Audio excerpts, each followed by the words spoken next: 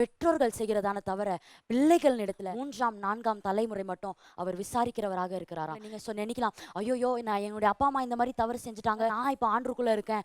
நீங்க அப்படி இருந்தீங்கன்னா உங்க தகப்பன் தாய் ஆண்டவர் அறியாம இருக்கும்பொழுது அந்த தவறை செஞ்சுட்டு அந்த சாபங்கள் உங்களுடைய வாழ்க்கையில வராது. ஏனென்றால் நீங்க ஆண்டவராக இயேசு கிறிஸ்து உங்களுடைய ரட்சகராக நீங்க ஏற்றுக்கொள்ளும் போது எல்லா பாவங்கள் சாபங்கள் பரம்பரை எல்லா ஜெனடிக் கர்ஸையும் அந்த சிலுவையின் ரத்தத்துல ஆண்டவராக இயேசு கிறிஸ்து முற்றிலுமாக முறியடிக்கிறாரு. ஆனா தேவனுடைய ரத்தத்தால கழுவப்பட்டு தேவனுடைய வார்த்தையை கேட்டு எல்லாமே தெரிஞ்சு அப்போ நீங்க தப்பு செஞ்சீங்கன்னா கர்த்தர் அந்த இடத்துல அவர் நீதி உள்ள நியாயாதிபதியாக இருந்து அவர் நியாயத்தை 3ஆம் 4ஆம் தலைமுறை மட்டும் அவர் விசாரிக்கிறவரா இருக்கிறாராம். பெற்றோர்களாக இருக்கிற நீங்க உலகம் எல்லாமே என்ஜாய் ஆகுறாங்களேன்னு நீங்க என்ஜாய் ஆயிடலாம். ஆனாலும் உங்க பிள்ளைகள் உங்களுடைய தலைமுறை தலைமுறை தலைமுறை அப்போ எல்லாருமே சொல்லுவாங்க, என்னுடைய தாத்தா இந்த மாதிரி செஞ்சாரு, என்னுடைய அம்மா இந்த மாதிரி செஞ்சாங்க, அவங்க செஞ்ச அந்த சாபம் என் மேல இந்த மாதிரி வடையுதுன்ட்டுன்னு உங்க பிள்ளைகள் சொல்லாத அளவிற்கு நீங்க ஒரு பரிசுத்தமுள்ள ஒரு வாழ்க்கை வாழ்கிறது நம்ம ரொம்ப முக்கியம். அருமையான தேவ பிள்ளைகளே.